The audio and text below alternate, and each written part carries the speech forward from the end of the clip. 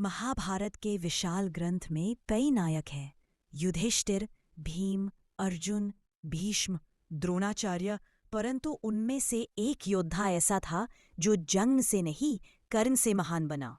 वह था सूर्यपुत्र कर्ण, जिसे इतिहास ने सूतपुत्र कहा, लेकिन जिसने अपनी महानता से देवताओं तक को प्रभावित कर दिया। जन्म और रहस्य। कुंती, पांडवों की माता, जब युवावस्था में थी तब ऋषि दुर्वासा उनके घर आए।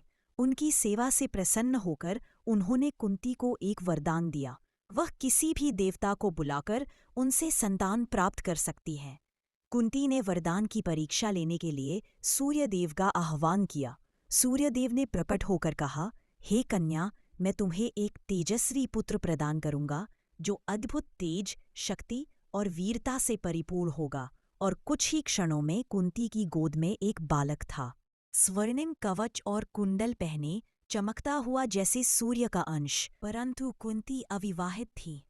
समाज के डर से उन्होंने उस बच्चे को स्वीकार न किया।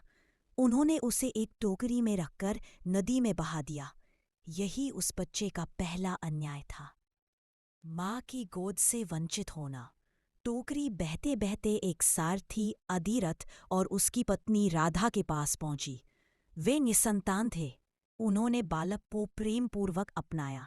इस तरह सूर्यपुत्र कर्ण राधे कर्ण कहलाया। बाल्यकाल और संघर्ष की शुरुआत। कर्ण बचपन से ही अत्यंत तेजस्वी, विनम्र और जिज्ञासु था। उसे तीरंदाजी में गहरी रुचि थी, परंतु समाज ने उसे बार बार सूतपुत्र कहकर नीचा दिखाया। जब वह युवावस्था में पहुंचा को वह धनुर्विद्या सीखना चाहता था। उसने गुरु द्रोणाचार्य से विनती की, गुरुदेव, मुझे भी धनुर्विद्या सिखाइए। द्रोण ने पूछा, तू कौन है? कर्ण ने कहा, मैं अभिरथ सारथी का पुत्र हूँ। द्रोण बोले, मैं केवल क्षत्रियों और राजकुमारों को शिक्षा देता हूँ, सूतपुत्रों को नहीं। कर्ण का हृदय टूट गया, पर उसकी इच्छा और बढ़ी। कर्ण ने निश्चय किया कि यदि द्रोणाचार्य नहीं सिखाएंगे तो कोई और करेगा। वह पहुंचा भगवान परशुराम के पास, जो महान ब्राह्मण और भीषण योद्धा थे। परशुराम केवल ब्राह्मणों को शिक्षा देते थे। इसलिए कर्ण ने झूठ कहा, गुरुदेव, मैं ब्राह्मण हूं, आपसे ज्ञान चाहता हूं। परशुराम ने उसे शिष्य बना लिया। कर्ण ने दिन रात परिश्रम किया।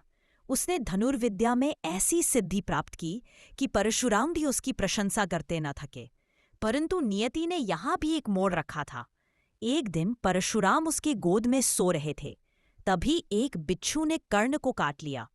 कर्ण ने दर्द सहा, पर गुरु की नींद न टूटने दी। जब परशुराम जागे, उन्होंने देखा कि कर्ण के शरीर से खून बह रहा है। उन्होंने कहा, कोई ब्राह्मण इतना दर्द सह नहीं सकता। तू क्षत्रिय है, तूने झूठ बोला। और क्रोधित होकर बोले, जब तू सबसे बड़े युद्ध में रहेगा तब तुझे मेरे दिए अस्त्रों के प्रयोग का मंत्र भूल जाएगा।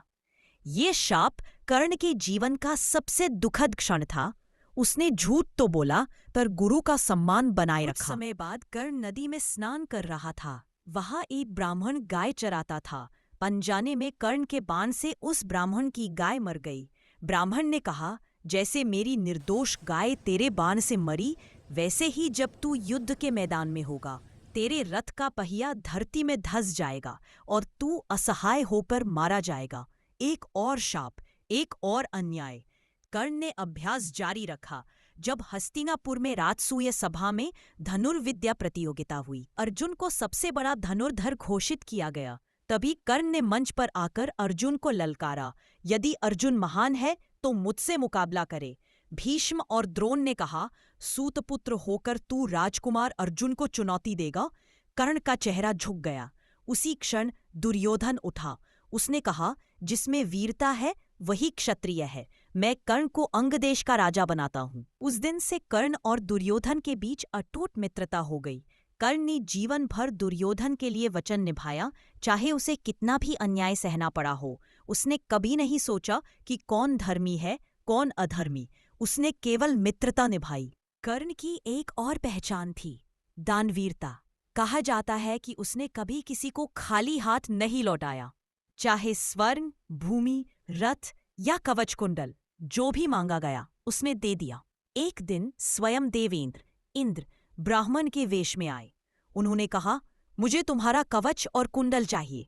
कर्ण जानते थे कि यह अर्जुन के पिता इंद्र हैं और वे उसे कमजोर करना चाहते हैं। फिर भी उन्होंने हंसकर कहा, देवेंद्र, दानवीर कर्ण कभी मना नहीं करता।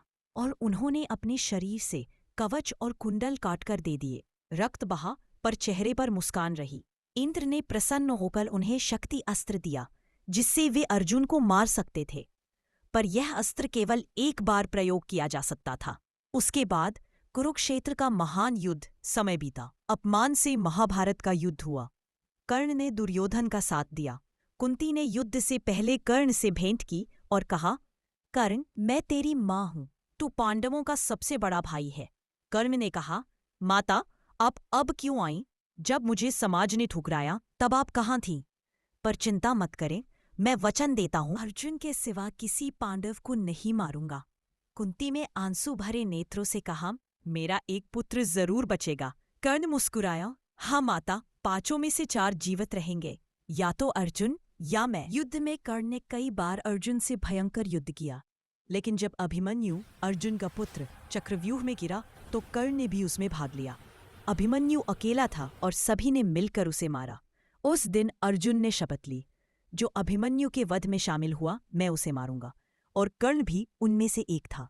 युद्ध के 17वें दिन अर्जुन और कर्ण आमने सामने हुए। धरती कांप रही थी। आकाश से देवता देख रहे थे। कर्ण ने अपनी शक्ति का प्रयोग किया और भीम के पुत्र घटोत्कच को मार दिया, पर शक्ति अस्त्र अब समाप्त हो गया। अगले दिन कर्ण और अर्जुन का भीषण युद्ध हुआ। दोनों समतुल्य थे। बाणों की वर्षा से आकाश दब गया। कर्ण का रथ हिल गया, पर उसने अर्जुन को बार बार रोका। तभी अचानक उसका रथ का पहिया कीचड़ में धंस गया। कर्ण ने रथ रोककर अर्जुन से कहा, हे पार्थ, धर्म कहता है कि जब योद्धा रथ विहीन हो तब उस पर वार नहीं किया जाता। मुझे पहिया निकालने दो। कृष्ण ने अर्जुन से कहा, कर्ण, जब द्रौपदी का अपमान हुआ तब धर्म कहाँ था? जब अभिमन्यु को सातों ने मिलकर मारा तब धर्म कहाँ था?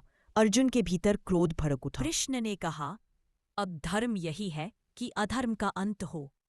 अर्जुन ने गांडीव उठाया और इंद्रास्त्र छोड़ा। बाण सीधा कर्ण के सीने में लगा। भूमि पर गिर पड़ा। उसका तेज सूर्य जैसा था, पर अंत शांत। जब कर्ण प्राण छोड़ रहा था, श्री कृष्ण स्वयं उसके पास आए। कर्ण, तू संसार का सबसे महान दानी है। मैंने तुझे कई बार परखा, तू कभी असफल नहीं हुआ। तू सच्चे अर्थों में वीर है। आज से तेरा नाम अमर रहेगा। तू धर्म का प्रतीक नहीं, परंतु त्याग और मित्रता का प्रतीक रहेगा। कर्ण ने मुस्कुराकर आखिरी सांस ली। मैंने अपने वचन, अपने धर्म और अपने मित्र को निभाया। कर्ण की मृत्यु के बाद जब युद्ध समाप्त हुआ, कुंती ने अपने पुत्रों से कहा, जिसे तुमने मारा वह तुम्हारा बड़ा भाई था। पांडव स्तब्ध रह गए। युधिष्ठिर ने कहा, यदि हम पहले जानते कि कर्ण हमारा भाई है तो यह युद्ध कभी न होता। और उन्होंने शपथ ली कि अब कभी झूठ नहीं बोलेंगे।